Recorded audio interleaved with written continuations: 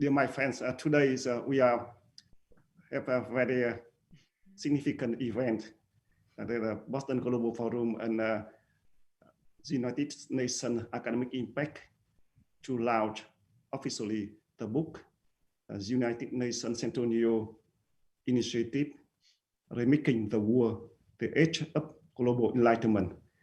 Today also very special event with Ramu Damodaran. He is the chief of United Nations Academic Impact. And we are very honored to introduce Ramu Damodaran, chief of United Nations Academic Impact. He is a great fan and also very great and important contributor for Boston Global Forum. And he is a co-chair of United Nations Centennial Initiative, initiative of Boston Global Forum and UN Academic Impact.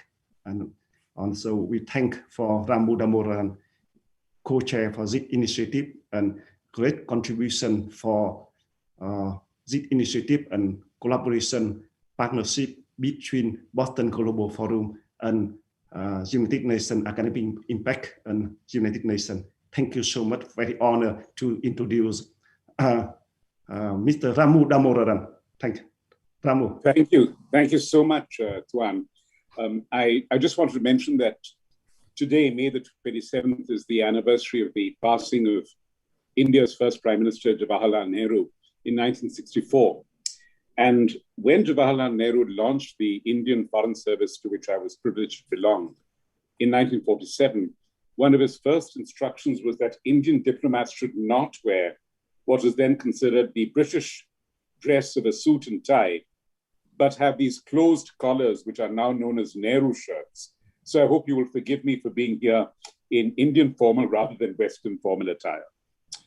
It's also another happy anniversary today because we've just commemorated the International Day of Vesak, which is the day of the, as you know, Tuan, the day of the birth and the enlightenment of the Buddha.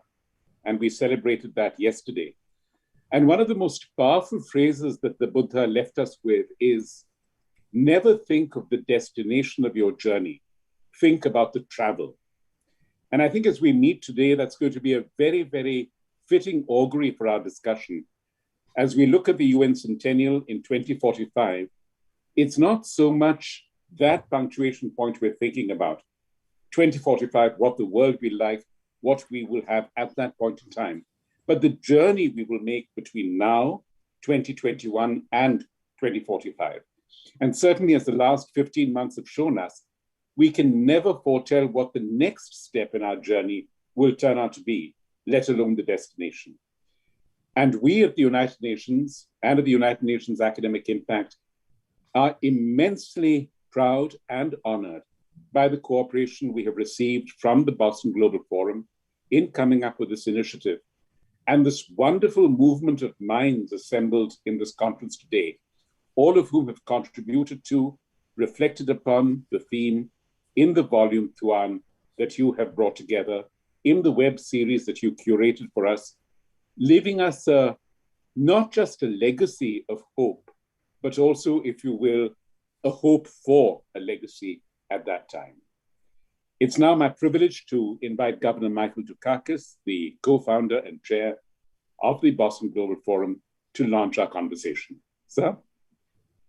Thank you, Ramu. Thank you very, very much. And thank you for all that you've done to help us bring people together around what we hope is going to be a very significant initiative that will make a real impact on the next years. And I'm with you. That job begins now. We're not going to wait till 2045. But while I'm an eternal optimist, and I've seen many good things happening during the course of my own career, I'm concerned about where the world is heading these days. And I think the United Nations must play a key role in ensuring that this world is a better, more peaceful, more thoughtful, and more enlightened place. We can't afford continuing disputes. Yes, people will disagree about things. That's fine. But what the United Nations gives us is an opportunity to resolve those differences peacefully and effectively, and to do so in a way which brings us together, identifies those things on which we agree, and helps us to resolve those things where we disagree. But there's no reason why we should be spending collectively billions and billions and billions of dollars for weapons of war at a time when this should be an age of enlightenment. It should be a time when we're working together, getting to know each other, identifying those things on which we agree, and working hard on those, even as we try to resolve those things that we disagree. Your leadership has been very important in this. We hope that the work that we're doing together will make a real difference. And I agree with you, that job begins now. Not 10 years or 20 years or 30 years. It begins now. And yes, I am an optimist, even though we have differences, because there are too many essential, too many important things that we must work on. Climate alone is an issue that we must work on effectively and collectively. And it's not the only one. Poverty, differences in opportunity, all of these things, which our countries individually should be dealing with, but we as a collective body of good people all over the world should be taking seriously and working hard on. We're particularly privileged that you've been such an important part of this, and I hope you'll continue to do that, even as you age a bit. You look pretty good to me. And just want to say to all of you who are involved in this effort, a huge thank you. We look forward to working with you, and Ramu, to you in particular, a huge thank you for your leadership and your participation. So thanks for everything, and whether in retirement or otherwise, we expect to work very closely with you and to involve you actively, and I hope you will be more than willing to do that. Thanks to all of you for being a part of this. It's very important. We're privileged to work with you, and look forward to that in a way which will make this world of ours a better place. Thanks so much for being a part of it. Really appreciate it. Thank you so much. Thank you, Governor. Thank you very much. And I'm more than touched. I'm humbled and very, very grateful for the reference to me, and also for the reference to an organization that has really been my life to me. And thank you for bringing that out about the potential and the hope within the United Nations now. Just yesterday, less than 24 hours ago, 2 countries in the world joined together in a resolution which was adopted by the General Assembly on countering the use of information and communications technologies for criminal purposes, something very relevant to our discussion today, to the Artificial Intelligence World Society and the Accord. And who were those 2 countries? The Russian Federation and Equatorial Guinea. So the fact that in the United Nations you can bring together a country with a history, the power, the breadth of the Russian Federation, and a relatively new, young, and energetic country, which many people in the world may not have known of several years ago, like Equatorial Guinea, in a global cause, is what the United Nations is all about. And that resolution noted that information and communications technologies, while having enormous potential for the development of states, creating new opportunities, they do also create new opportunities for perpetrators and may contribute to a rise in the levels and complexity of crime, something which I think is true of AI as well and our conversation today. So thank you, Governor Dukakis, for your leadership in ensuring that AI will be creative, will be benign, will be constructive.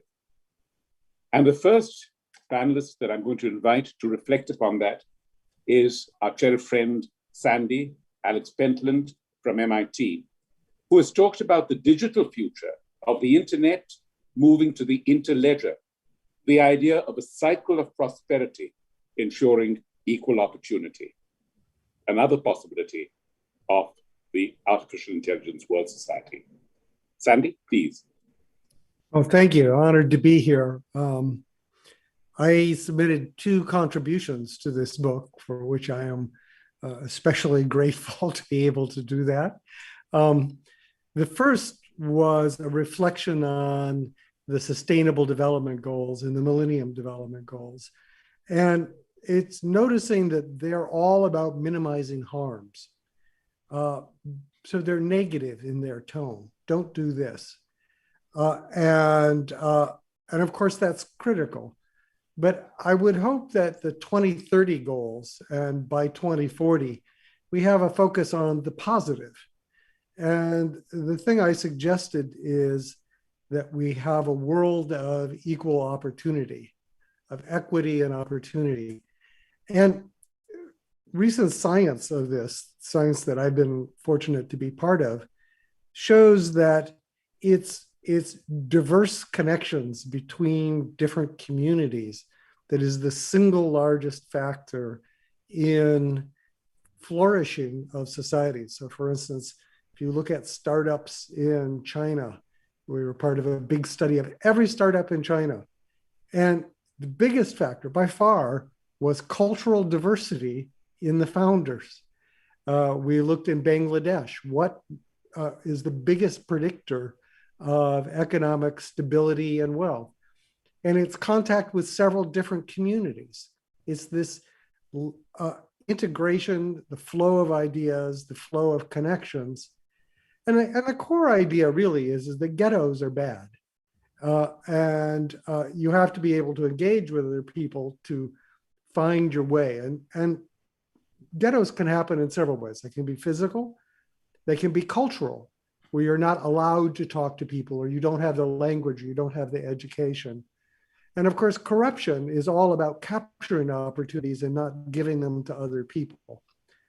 So I would hope that the 2030 goals would be something where we would have this sort of positive view. And I'll note that a critical element is that you can actually measure access to opportunity. So the most salient way is looking at intergenerational mobility. Do your children have the opportunity to end up in any part of society? It's a very direct, salient sort of measure. And the research shows that the single biggest determinant of that is exposure to broad cross-section of society, integration into society. So I would hope that that might set a theme for setting the 2030 goals, and that the world might improve access to opportunity by 50%, let's say, by 2045. The second paper I submitted is about the digital world. And as you mentioned, AI, data, all these things can be looked at from 100,000 foot as the movement of the internet, which is all about communication, but doesn't have digital identity, doesn't have security, doesn't have legal authority. Moving from an internet of communication to a network of transactions where you can do business that's enforceable, legally binding, transparent, honest, anywhere in the world for anybody. And AI and blockchain and data protection and so forth and digital identity are all part of this.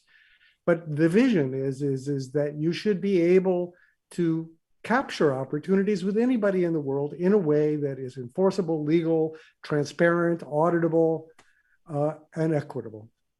And that is happening, but people are trying to capture it also, of course.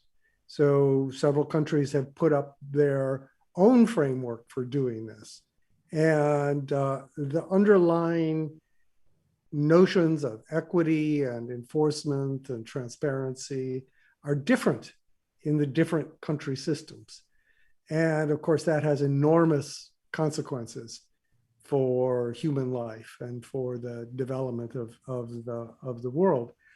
And so my suggestion is that we need to talk about where this is all going. What is this interledger, this world where you can have transactions that are auditable, enforceable, et cetera, with anybody? What does that look like?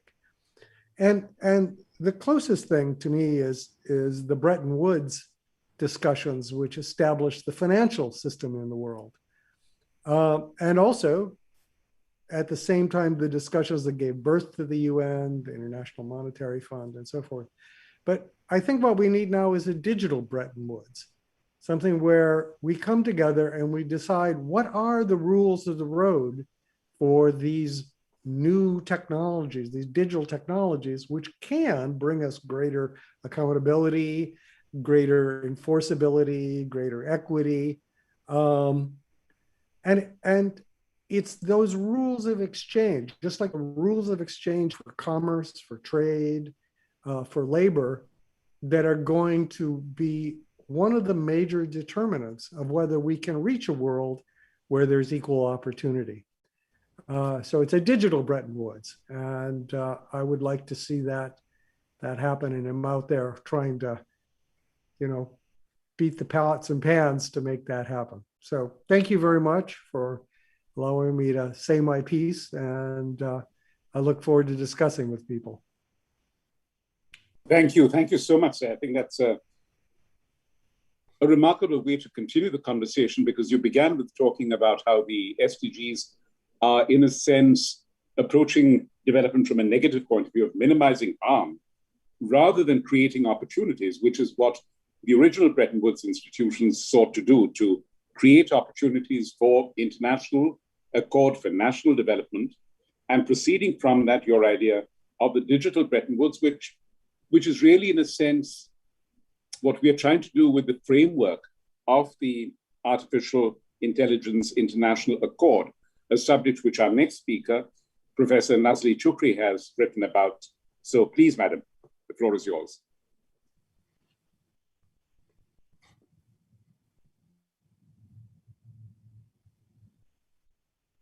If you could put on your microphone, please. Sorry.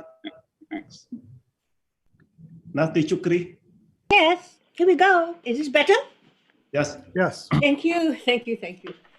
Again, I'm very pleased to be here and to celebrate with you and to look forward to the future with you. I'd like to highlight some of the issues related to artificial intelligence and the future, and the extent to which we can frame and develop something of a roadmap for uses, applications, implementations worldwide of this cluster of capabilities that we put under the label of artificial intelligence. What is really a point we can all agree on is that the rates of change of the technology going much faster than our ability to really appreciate the implications, the consequences, the management, and where it might be going. It's a set of technologies that have come to us, or we have developed it in a very, very recent past, so we don't have a long record. The framing of the Artificial Intelligence International Accord is very much in line with some major agreements at the moment. The Convention on Cybercrime, the European GDPR, some national initiatives as the United States Commission on Artificial Intelligence, that tries to frame what the US position might be. With these in mind as background, let me just highlight some of the features of the framework that we are putting forth. To begin with, we understand and appreciate the acceleration and rates of change. What is different between this form of acceleration and the past is that in this form is really being spearheaded by the younger generation. We have a generation of students going into the education field that are already primed and have the skills to move it in those areas. We also understand that education is needed to develop a sense in students about what is permissible and what is hackery and what is not. I'm talking about the future generations because for all practical purposes, such a framework is targeting to the world, but to them essentially. So let's talk briefly about the design itself.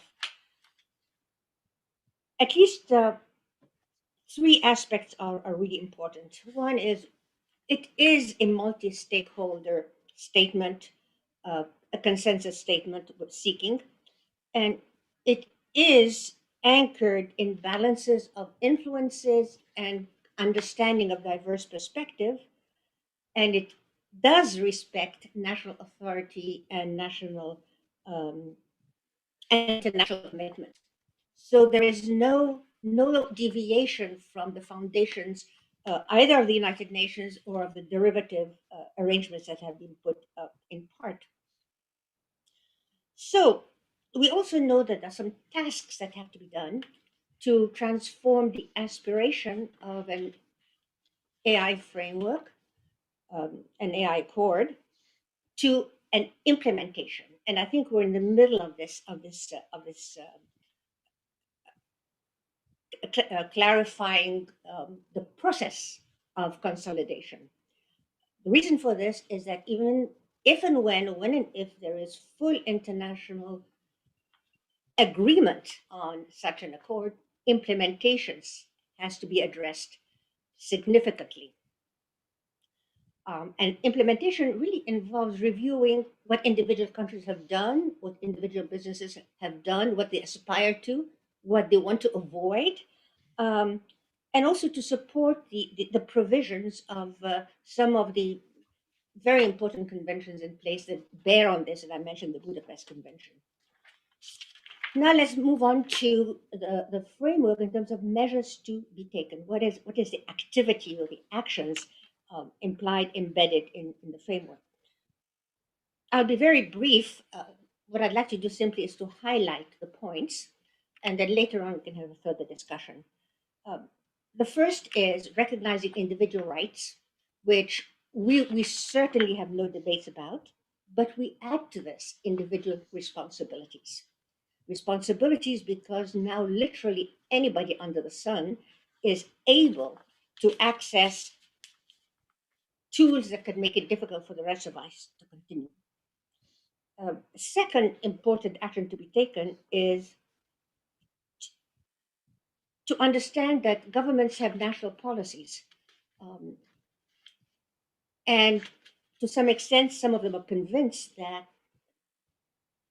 inserting in their package of policies is respect for their priorities and the design for viable ways of getting into exploiting AI for national purposes and individual well-being. And governments are also concerned with security and safety. We acknowledge that, and that is very important, and it is a unifying theme across the board. The third principle or action to be taken is kind of reinforced to some extent what there is a kernel of, which is collaboration among countries over AI applications, but also AI innovations. Think of them as what rules of the laboratory, so to speak. we also, on the fourth set of tasks, is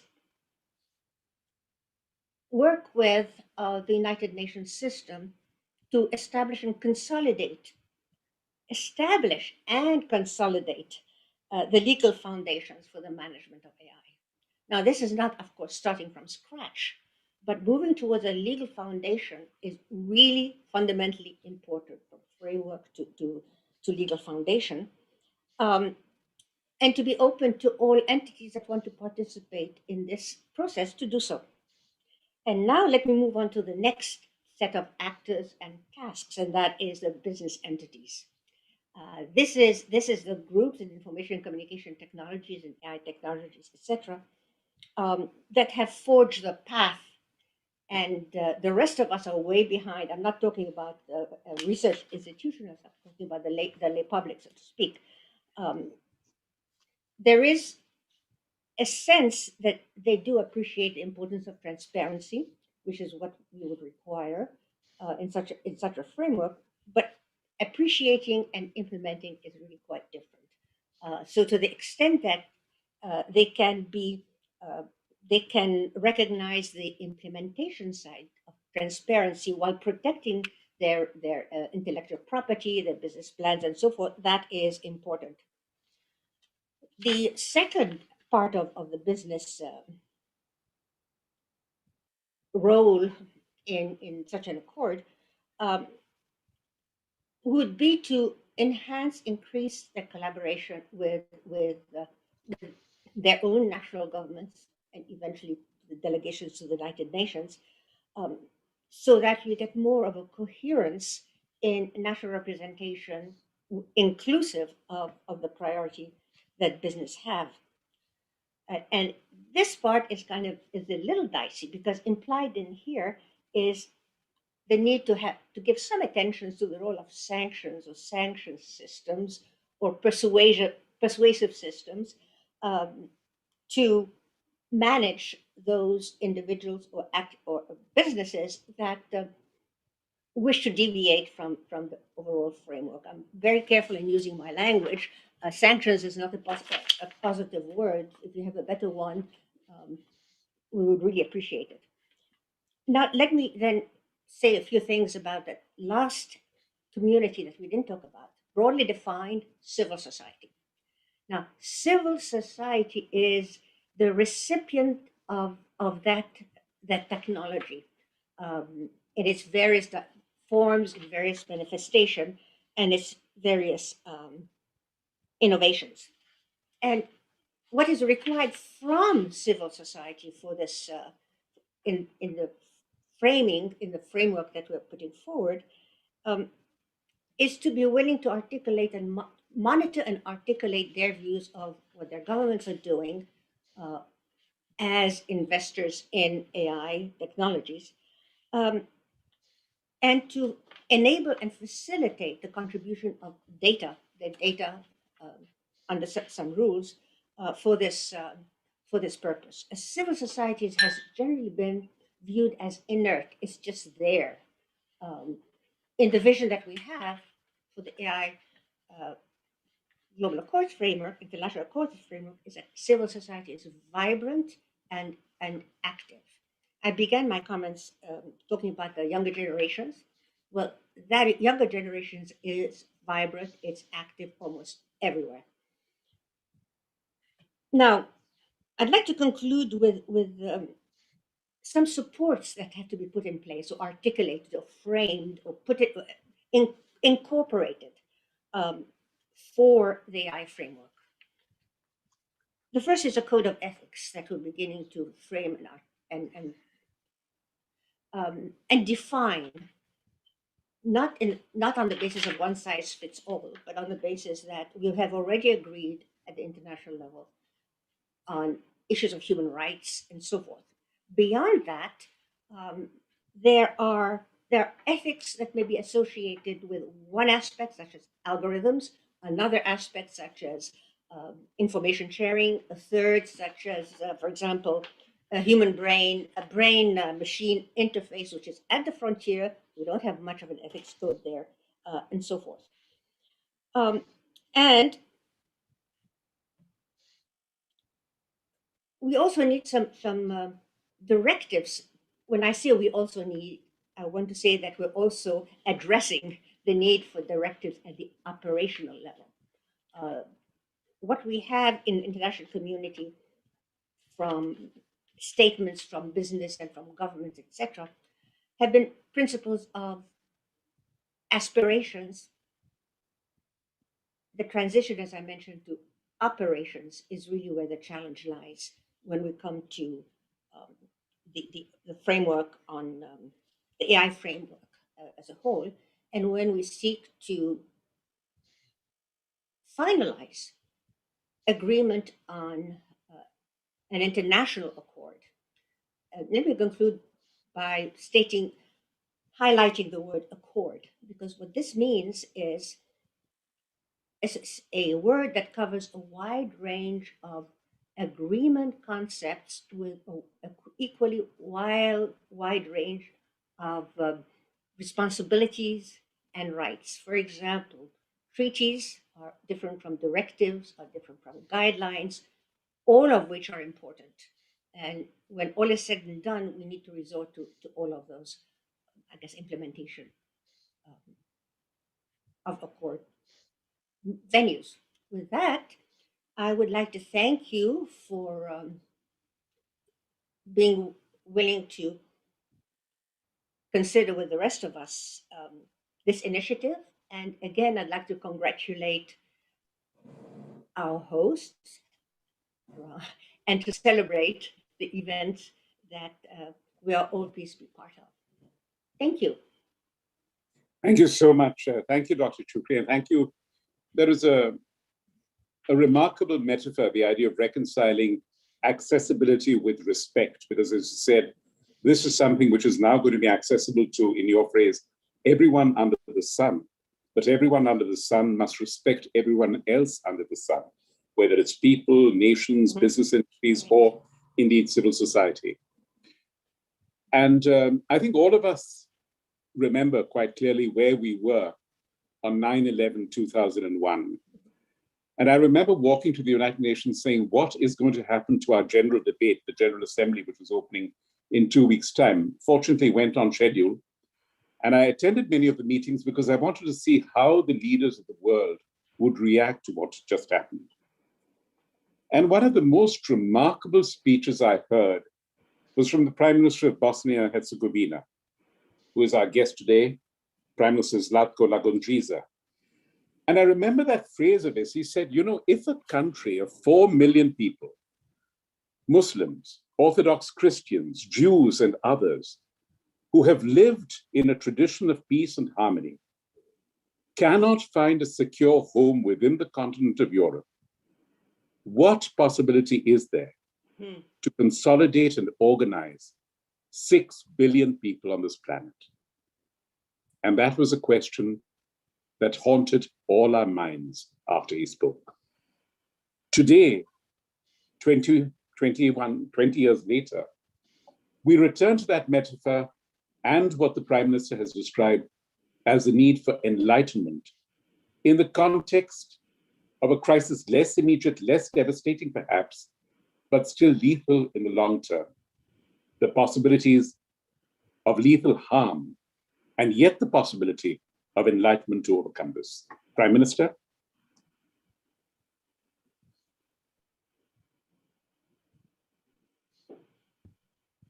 Wow, Ramu, I mean, thank you so much. I mean, you really, hit me. So whatever I say, it will be, significantly below the radar and bar that you set me up in here. So thank you very much. Of course, I want to thank you, Governor, for your leadership in here. And too, in such a short time, we became such a great friends. And Nazli, I'm looking forward to talk to you in more less formal way. Which I enjoyed so much last time when we were in Boston, of course. And Alex, now when Alex left, I didn't want to leave him alone. Now I put my tie on, as Tuan was saying. So now, well, let's start with enlightenment, Ramu. I started my presentation with we cannot receive of any end or limit to the world, but always as of necessity, it occurs to us that there is something beyond. And those were the words of Francis Bacon. English philosopher and statesman whose works were marking the emergence of modern science and scientific revolution that took place in Europe towards the end of the Renaissance period and continued through the late 18th century, influencing, basically speaking, the intellectual social movement known as Enlightenment. So what we are trying to do, I have a feeling that we're trying to connect some kind of dots and from different, as Nazli was talking about, different stakeholders, and lessons learned from history with building the future. From Black Death, comparison with COVID is just symbolic. Renaissance, hopefully we are going to see more Renaissance after this, and Enlightenment, and hopefully that we will come with artificial intelligence and the Age of Global Enlightenment. So today the world is undergoing very, very unseen changes in modern history. We all know that in facing global threats like new types of virus, climate change, Sandy was talking about it, and environmental pollution, ongoing alert of nuclear Armageddon, as well as uncharted territory of impact of digital transformation and artificial intelligence, of course, and no country can manage that alone. We all know that. So dialogue, respect, learning, understanding, solidarity, and cooperation, which I was referring those 20 years ago in UN, basically speaking, stands as our most powerful weapon for fulfilling sustained development goals and securing a shared future in something which we hope will be forthcoming AI age. So I think that we live in a time of great social changes, greater economic growth, and greatest technological progress. Society and economy and technology was going through three greatest changes in the history, but they've been through it with significantly different speeds. We entered the third millennium marked with a growing impact of knowledge in science and technology. My favorite philosopher, because I'm an engineer, so forgive me for mentioning well-known philosophers, Aristotle named those two types of knowledge, episteme, like science and knowledge of principles, and techne, making or creating or doing the things. We're changing our lives as never before. But if we want to start going in the right direction, we have to move beyond episteme and techne to that third type of his knowledge known as promises of wisdom, whatever it is. I don't know, I showed in my head. I mean, I could show in your head your wisdom, which I heard so much, or intelligence. So this can be seen as another call. What we do, I see this book in our gatherings, is one of the calls to leaders to show promises, wisdom, and leadership in using science and technology in order to move our planet in the right direction, which we call the new age of global enlightenment. In order to make our ideas live, we have to work on their refinement. So ultimately, those endeavors can be accomplished not only with right means and tools, but with establishing proper governance structures and institutions as well. If there is place for that to talk about it, that's United Nations. So short history of artificial intelligence world society, I think it's a great example and great mosaic that we are building blocks of forthcoming AI age, hoping to be the age of global enlightenment. Just as earlier social contracts helped shape societies for common purpose, the social contract of AI age that we endorsed and produced has a transformative vision, one that transcends the technological features of artificial intelligence and seeks to provide foundations for a new society by working together with other stakeholders along shared vision and values. So that is why I see the social contract for AI age is followed by AIWS, Artificial Intelligence International Accord Initiative that Nazli was talking about, with clear purpose and scope. All of those endeavors have to be, I think, accompanied with establishing proper governance structures, which can be at the stage named, as I call it, International Artificial Intelligence Agency. It's nice. IA. Okay, good to know. I mean, to remember, IA. Okay. So 8 decades ago, physicists were not deciding what to do with atomic energy that they invented.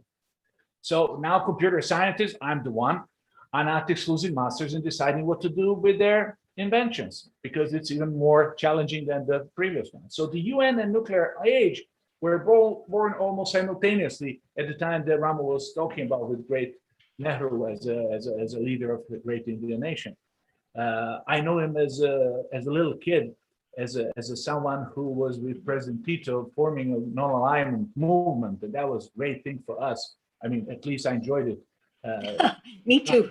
Okay, so I think that the way the UN and artificial intelligence can be going almost simultaneously through the end of the first UN centennial period, the way the atomic energy in UN were going 8 decades ago. But instead of UN Commission that was established in 46, which is called then IAEA, Atomic Agency, that was established in 57, independently of UN through the own international treaty or its own statute. So the International Atomic Agency, Atomic Energy Agency, as an international organization that seeks to promote peaceful and prosperous use of nuclear energy and inhibits the use of purposes, including nuclear weapons. So now, this, I think we need some kind of a leadership call for establishing of IAIA.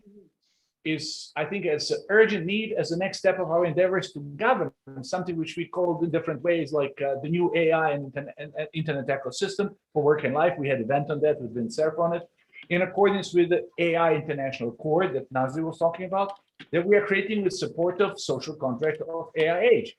So using the same, I'm using the same in the paper, I'm using the same wording, same UN words that are defining atomic agency. We can say that IAIA is the world's, I'm quoting, central intergovernmental forum for scientific and technical cooperation in the artificial intelligence field. It works for safe, secure, and peaceful use of artificial intelligence and digital governance, contributing to international peace and security in accordance with Universal Declaration of Human Rights and UN SDGs. So it's very simple. There is no need to invent the wheel. Using the same UN words defining, I think, AI, we can say exactly what I just said. So the question remains, do we have 10 years to wait to come to some kind of functioning agency like it was done back from 46 to 57? And what I think when I talk about lessons learned, I think that we have faced devastating challenges before. That's what we're having right now, COVID plus AI and climate change and nuclear energy threats. That is something that's not unknown to us. Europe faced similar dilemmas back in 14th century with the tragedy of Black Death and bubonic plague, when at that time the overall global population was 450 million people. When Ramu was quoting me, there were 6 billion people on the planet. In the meantime, 20 years, we hit almost 8 billion. So back at that time, 450 million people was devastated with estimates in between 20 and 45% of global population, mostly across Europe, Asia, and part of Africa actually perished because of the pandemic. So Black Death and Middle Age were followed with Renaissance. The Age of Enlightenment, as intellectual and philosophical movement that dominated the world of ideas in Europe during 17th and 18th century, emerged from Renaissance and basically speaking from the Middle Ages. Sometimes today we act as a Middle Ages people, but that's another story.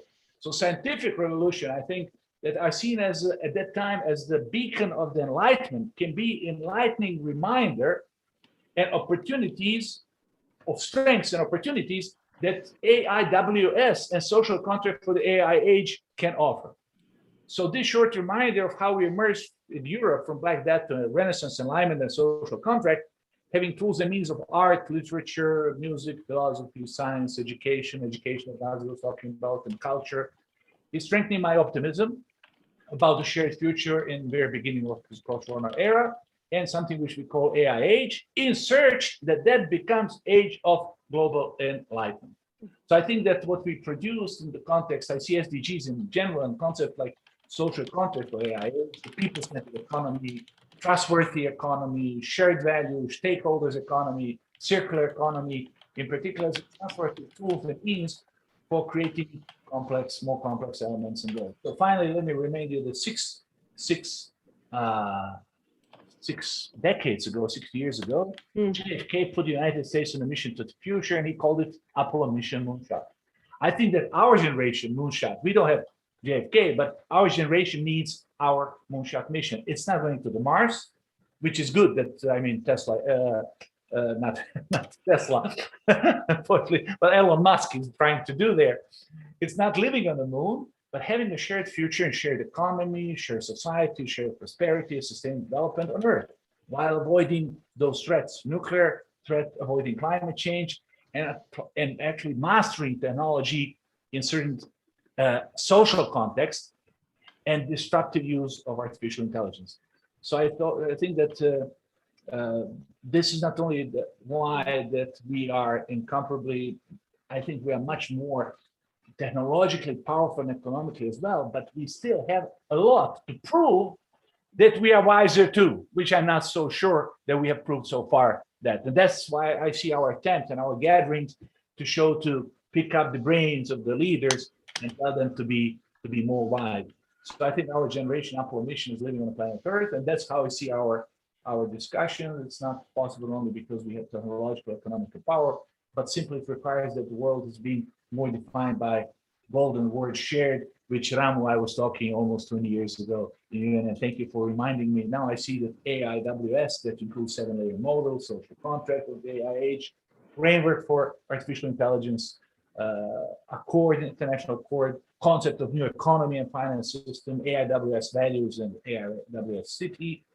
It can be concluded based on those things that we did in such a short period, become a doctrine for something which can be called Remaking the World in the Age of Global Enlightenment. And if I didn't gain something which is more than self-evident to me, I gained a lot of friends. I gained a lot of wisdom by just interacting with you guys who I see you today. I'm thankful for this. I'm thankful for knowing you, and because before you being part of creating this dynamic, I wouldn't be even as close as understanding what are the options that we should go for.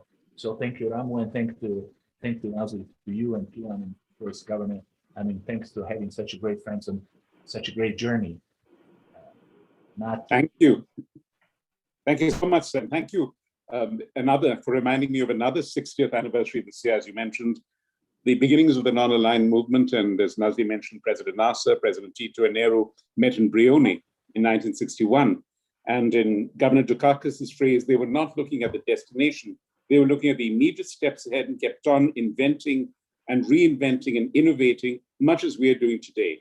And thank you, Prime Minister, for bringing in the perspective of both a political leader and an engineer, because I think that's an important aspect of the AI world society. We must not forget, it's not just the consumer, the user, but the technical minds behind creating the artificial intelligence that needs to be brought into play. You mentioned JFK, and I'm privileged now to invite our next speaker, who's from the Kennedy School at Harvard, from the Schrodingerstein Center. And I'm sure that Professor Tom Patterson will reflect upon the role of the media in either encouraging enlightenment, in your phrase, Prime Minister, or itself taking on the responsibility of that enlightenment. Professor Patterson? Ramu, thank you. And thank you, Ramu, for your many years of contributions to the global community. And in these recent years to the Boston Global Forum. If I had more historical and cultural sensitivity, I would have worn my Nehru jacket this morning. Now, it happens to be black, but as are most of my suit coats, but it would have been a privilege and a delight to do that. So Tuan and I authored the opening chapter of the book, and it's really kind of an argument, a general argument about the need for a social contract. Now, if you think about 1945 and looking ahead, from 1921 to 2045, what was the UN trying to do? Well, certainly stop a repeat of world wars. They understood that there was an emerging nuclear threat and that nuclear annihilation was a real threat to the planet. What they didn't see was that human-driven climate emissions could also threaten our planet. And now we have AI, which is both, I think, an opportunity and a threat to the global community.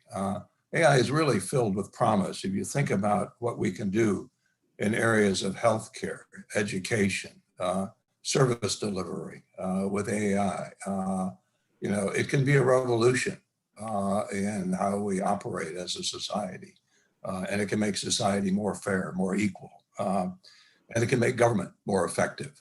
And certainly we have a governing crisis around the globe. all of those are good things, but there's also peril, as we've seen with AI. And among the many things is that it is hardening autocratic regimes. That a recent study found that the more they use surveillance, the longer they last. So this is both kind of promise and peril at the same time. And it's for that reason we think that there's a need for a social contract specific to AI that is embraced by the global community. Now, you can look at the UN Charter as a social contract. And certainly the UN Declaration of Universal Rights or Universal Declaration of Human Rights is a social contract. But AI, again, poses special kinds of challenges. And that's why we think there's a need to develop a social contract fitted to the AI age and that addresses AI quite specifically. I won't go into that. We described that at some length in that opening chapter, but there are a lot of stakeholders when we think about AI. We think about citizens, individuals, and their right to privacy, for example, or the right to control their data. We think about governments and the need for transparency and accountability in their uses of AI.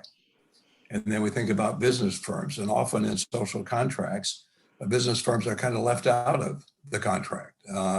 But under AI, they have rights and they have obligations, including transparency and accountability. And then I think with AI, there's a special role for civil society organizations to kind of work as an intermediary between citizens, business firms, governments, to facilitate the use of data for the public good, to work with individuals along with governments, to educate them on AI and give them access to the digital space. So we make an argument there about the absolute need for a social contract and why it needs to be thought of globally.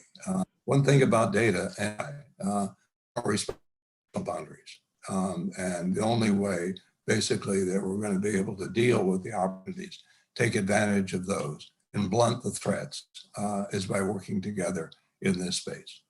So thank you. Thank you. Thank you so much, Tom. Thank you for that and for your very generous remarks. That's a very powerful point about in a sense, the indivisibility of data and the fact that it both reconciles and has the power to be malign. And I think that really reflects this conversation today. I'd like to return to Governor Dukakis, if I may, because you, sir, have been governor of what I think, at least certainly per capita, is the most intellectually alive state in this country. The number of institutions that you host, most recently, the one that you lead, the Boston Global Forum.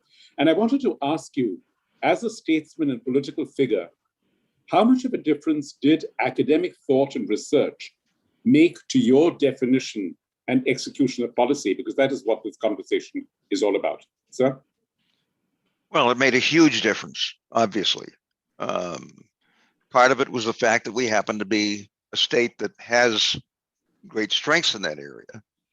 But the challenge always for those of us who are in the public sector is to see if we can take that knowledge and that information and make it work for society generally. And that was an important part of what we tried to do. And I think the state continues to do. Now, we still have lots to work on. I mean, we obviously have issues both here and across the country and across the world that have to be dealt with.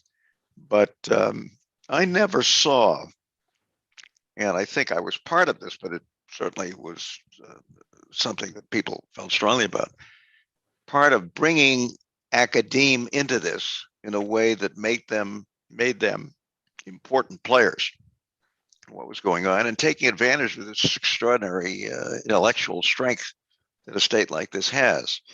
And we should never forget that.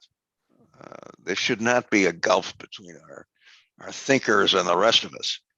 And that's such an important part of this. And in fact, it's one of the things that we're talking about here. How do you make that marriage work and work effectively, and bring your thinkers into this process in a way that, on the one hand, benefits everybody, on the other hand, makes sure that they understand that they have to be part of this and have to have the ability to work with others, so they're not isolated over here someplace and aren't a very important part of that society. And I think to a very great extent, we've been able to do that pretty successfully, at least in this state. But I'm sure I don't have to tell you that the United States as a whole is having great difficulty doing this. And if we're having difficulty doing it, the world's having difficulty doing it. And that's essentially why we're here, isn't it? To see if we can't marry our thinkers with our doers in a way that makes them thinker-doers and doesn't isolate that knowledge in a core someplace and make it something unusual, difficult, and not applicable. And that's the big challenge on both sides of this, if we're going to make these ideas work. But I'd like to think that what we're doing here today and what you've done and others as well, the whole notion of a social contract effectively does that. And we have lots to do to make sure that we continue in that way. Thank you. Thank you so much, sir. Prime Minister, may I ask you that this idea of the marriage between thinkers and doers in Governor Dukakis' phase, how has that worked in Bosnia and Herzegovina or in Europe as a whole? Well, you know, Ramu, what I was just doing, I was just making a note about the governor. I mean, connection between thinkers and doers. And the moment I just put it in my little black Moleschino, I mean, you gave me a question about it. So you can imagine that I wasn't prepared for that. But I think that, you know, that this is actually, that's what I like to say from time to time, that it's not about how many ideas you have, it's about how many ideas you make alive. So of course, the really miracle is how to combine those two things. And that's the reason why I think it is very important to make this kind of, as I see that in small scale, but making bigger and bigger, and all of us have our circles and networks that we are putting in together in some kind of, I like to call it. And I think that if we want to make a difference, if we want to make a pressure on decision makers, we have to connect as much as possible something which I call in broad scale alliance of like-minded entities. People and entities who are like-minded, especially because Governor was in the very beginning, in the very introduction, talking about that we are living actually really in very dangerous time. In dangerous time politically, and some things are encouraging. Some things were really encouraging. Just to remind you that we had, you know, a few weeks ago, we had Joe Biden put together a summit of 40 global leaders where he put together 40 out of 193 members of UN. He put 40 of them, and they were covering over 83 or 82% of population or GDP or wealth or whatever. So it's kind of some kind of Pareto principle. He made it without liking to do it. I mean, 20% of leaders he put together, which represent more than 80% of the potential problem or output. But that's something which was very good, because we saw even a guy like Bolsonaro, who was Trump's best friend. I mean, who was so enthusiastic about finding global change. I mean, he wants to be leader in Amazon and so on and so on. So the things are moving in the right direction if we look at it in that perspective. So I think the real magic is actually to connect ideas with real life. And I say real life, and that's what Governor is talking about, thinkers and doers. Today in Europe, with all due respect, in my country, but Europe is in kind of search for itself. Europe is today in very, very hectic situation. I mean, Europe is trying, for example, one of the great things that Europe is now doing is great Green Deal that Europe launched, which is along the lines of actually restructuring the economy of Europe along the SDGs, along the climate changes and so on. But when it comes to political issues, Europe is not the entity. Europe does not show that they are a unity in diversity entity. And that's what is our problem. So to make a long story short, thinkers and doers, I like that thing and I wrote it down. And our ideas, we have to see how we can make alive. And to do that, we have to have as much as possible alliances of like-minded people who share the same vision and the same values about the future, about age of new enlightenment. And I think that's what we can do. And politicians, in the end, believe it or not, I mean, they come in office because of the programs and because of the promises, but what they do most of the time, they act on the pressure they have by real life. So that's what's our role. We have to make pressure. We have to make pressure on them and help them to go back to what they promised and what they were thinking that they were offering to us, but make pressure on them as an alliance of like-minded people. Thank you for that, Prime Minister, and the idea of going back to the promise. And I was thinking of thinkers of doers also, if I may turn to Professor Patterson, in his remarkable analogy of the social contract reflected in both the United Nations Charter and the Declaration of Human Rights. Because the thinkers who drafted the Charter and the Declaration are one category. The doers are meant to be the governments and peoples of the world. So how have that reconciliation worked between thinkers and doers? And perhaps what is the role of a vigilant media in ensuring that harmony? Well, that's a good question, Ramu. I think to pick up on this idea of thinkers and doers, and the question about how much the thinkers had to do with defining the UN or the Universal Declaration of Human Rights. I think the real challenge and where things really work is when the thinkers and doers work together from the beginning. There's a kind of an analogy here that you have kind of an idea stream and a political stream, and usually traveling separately, and then once in a while they intersect. And that's basically where the policy analysts, the thinkers come together with the doers.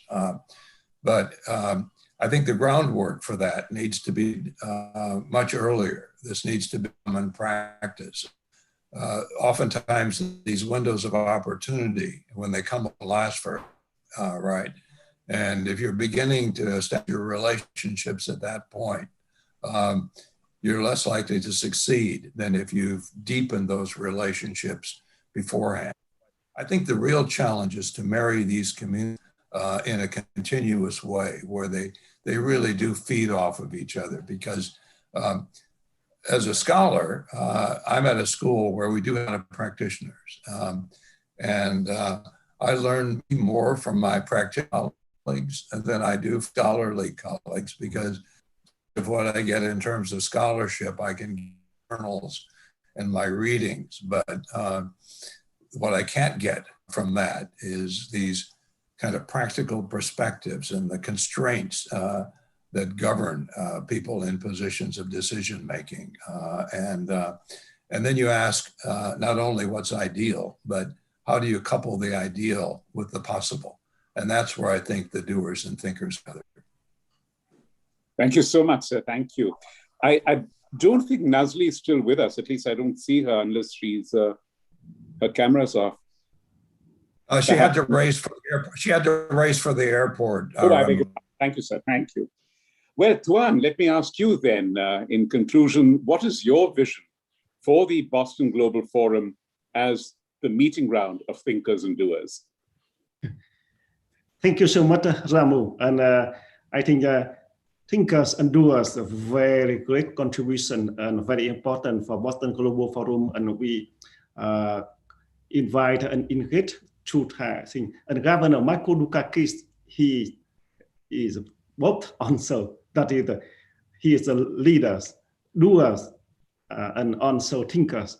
So by that way, you can see our board members, and Professor Tom Peterson, Professor Nazli Choucri, and our great thinkers as Professor Alexander Pentland and Vincent, father of Internet, Professor Julia Pern from UCLA, also many from Harvard, MIT, and many distinguished university. And also we connect with leaders from EU, from governments, many countries, to try to make, implement and happen our ideas. The most important that the Boston Global Forum create and raised with new ideas, very innovative ideas and vision. And we studied engage two sides, thinkers and doers, to discuss and make what is a good ideas, what is a new initiative, and we make plan, an action plan. So after the book, the United Nations Centennial Remaking the War, the Age of Global Enlightenment announced today, we officially deliver to readers in next month.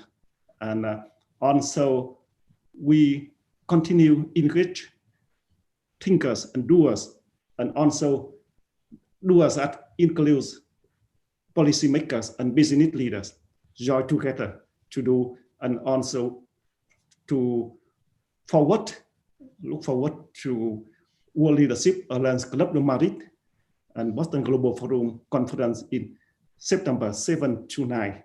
Yeah, so big event, and also our book have road map to there to discuss, to form the book.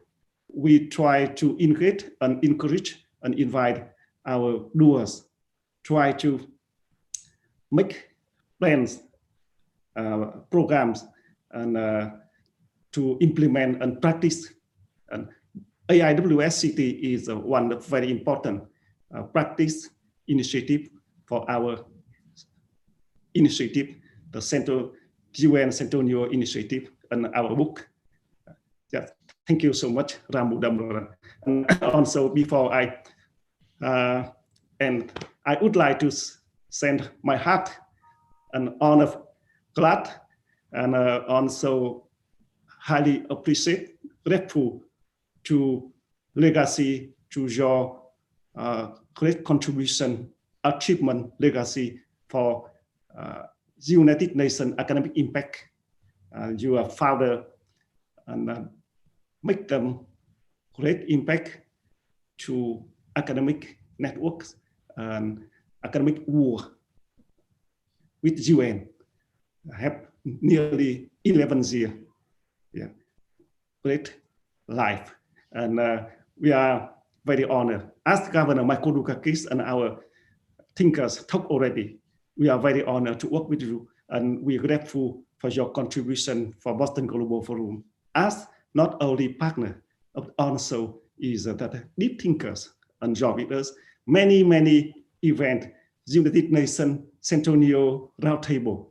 You do great moderators, and you and I have great initiative and start from New York, but at lunch in your house, and to discuss about United Nations and Boston Global Forum. And I think great fruitful, you're proud about that. And we're very honored have you as deep thinkers and contributor and fans, wonderful and great fan.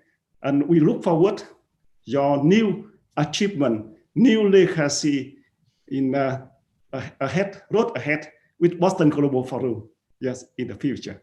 Thank you so much. Thank you so much, Tuan. Thank you. And thank you for reminding me about conversations, our plans. I think the great unity between the United Nations Academic Impact and the Boston Global Forum, and indeed the whole idea of the Artificial Intelligence World Society, is two terms which are often used interchangeably, but which are very distinct: knowledge and knowing. Knowledge is something that you acquire or you create. Knowing is something that is innate in us as human beings. It affects the values we cherish, the judgments we make, the way we relate to each other. And this entire tension, if you will, that we are talking about in an artificial intelligence world society is precisely that, to be able to harness the knowledge that we have generated with the innate knowing that we have about who we are and who we want to be. And on that note, as you know, I come from an organization, the United Nations, which is very heavy on acronyms. We summarize everything in words that we can remember easily. And I would like to conclude with a tribute to the two co-founders of the Boston Global Forum and suggest that the surname of Governor Dukakis could stand for drawing upon knowledge and knowing in solidarity, Dukakis. Oh, And your name, Tuan, Tuan, towards universally applicable norms. So we bring that together in this conversation on, as the Prime Minister said, AIIA, drawing upon knowledge and knowing in solidarity towards universally applicable goals. That will be our mission, and that is where the United Nations and you, our friends of the Boston Global Forum, the intellectual, and if I may say so, the spiritual wealth that you represent will lead us together on this journey. Thank you so much for your support, and see you in 2045. thanks, Ramu. Thank you so much. Thank you. Thank you. Thank you, Ramu. Thank you, Governor. Thank you, my dear friend. Thank you. Thank you so much, Thanks, Mr. Prime Minister. speakers. And also great thank again, Ramu Damodaran. And we look forward to work with you in from June. Yeah, very much welcome, warmly welcome your new position and work with us from June. Thank you. Thanks so much. Next one. Yes. Thank you. Thank you. Thank you so much, Governor Michael Dukakis. And very important and very significant day and a legacy from your legacy with United Nations Academic Impact and United Nations Centennial Initiative of Boston Global Forum and UN Academic Impact and your legacy in your life. And today, I think special, I don't know, but very random. That is very fortunate. That is the birthday of Nehru. You talk with me about that. Oh, wonderful. We choose a day for this event to launch a book and start to officially our book launch. We don't know about that. Oh, wonderful. That is very random. Wonderful. Thank you so much. Thanks, Juan. Thank you so much. Thank Thanks, you, everybody. Thanks, Prime Minister. Thank you. Thank you. Thank you. Thank you.